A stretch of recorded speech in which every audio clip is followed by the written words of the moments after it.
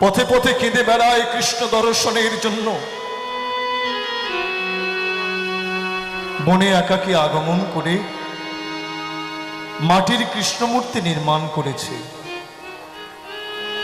বন হতে পুষ্প চয়ন করে অনুরাগে মালা গেঁথেছে।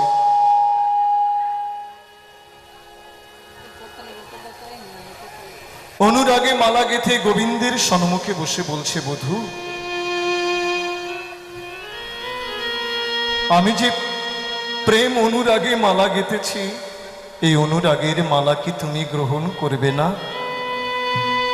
মাধবেন্দ্র পুরী গোসাইয়ের ভাবটি কেমন? রায় কিশোরীর ভাব যেমন। বৃন্দাবন বিলাসিনী করুণাময়ী রায়ধনী, যিনি আকাশের নবীন মেঘ দর্শনের সাথে সাথে হা কৃষ্ণ গোবিন্দ বলে মূর্ছা যেতেন, সেই ভাবে মাধবেন্দ্র পুরী গোসাই।